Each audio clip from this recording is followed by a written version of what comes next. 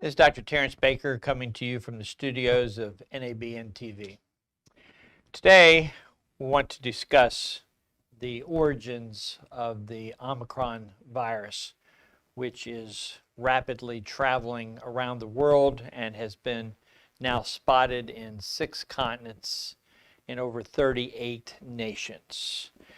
The South African researchers and scientists who meticulously have been studying the variants of virus found the Omicron back in November the 24th, 2021.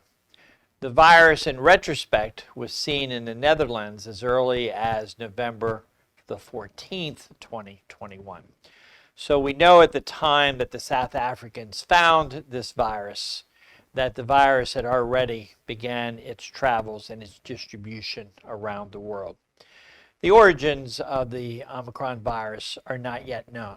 Several possibilities exist, and scientists are working, physicians are working around the clock to understand the origins of where this virus came from. And perhaps we'll never know.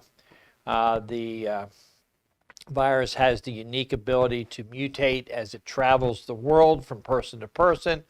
Also, it has the ability to infect someone who's immunocompromised, that is with HIV or cancer or some other serious long-term medical condition.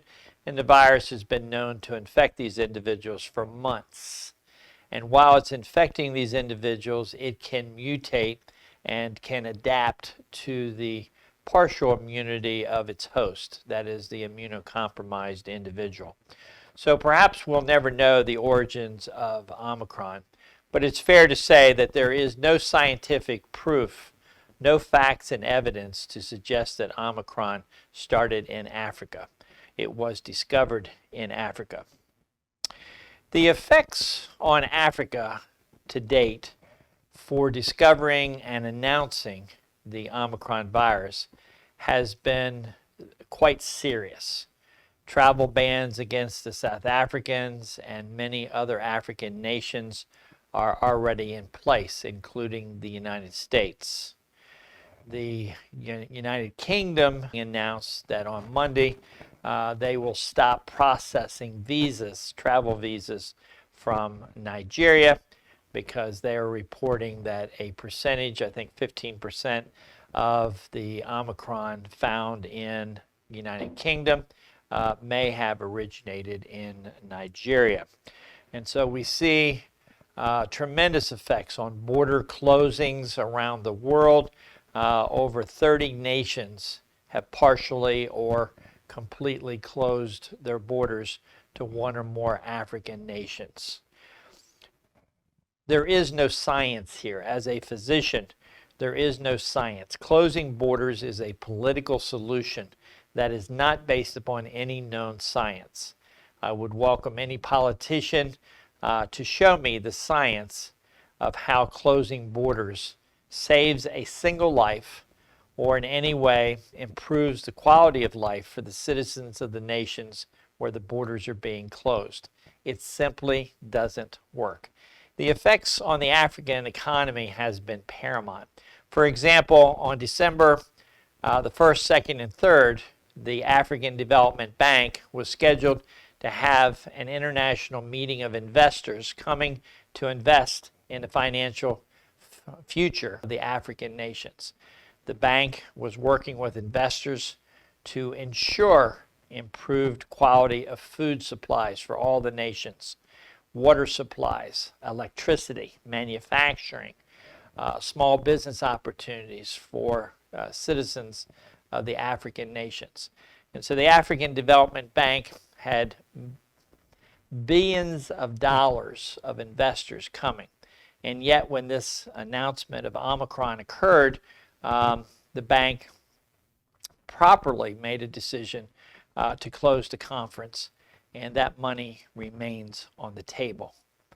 And so that's one example of how the pandemic, but also when you close borders and you restrict airlines from travel, you also stop commerce, you stop trade. you stop tourism. Tourism for Africa is huge, particularly this time of year. Commercialism, that is the opportunity to set up manufacturing plants, the opportunity to come and use the services of the African nations is impaired and hurts not only the African nations, but also hurts nations that had planned to use Nigerians and Kenyans and South Africans as part of their workforce in the coming year. All of this has to be rethought, and manufacturers are forced to scramble to find other solutions. This is devastating to the economy of the African nations, but in my opinion also equally devastating to the nations of the world. And yet it serves no purpose. It's a political solution to a medical problem. We together are a family. All the nations of the world must come together to work with each other to ensure that measures necessary to overcome this pandemic are taken. Let's work together to find a common solution.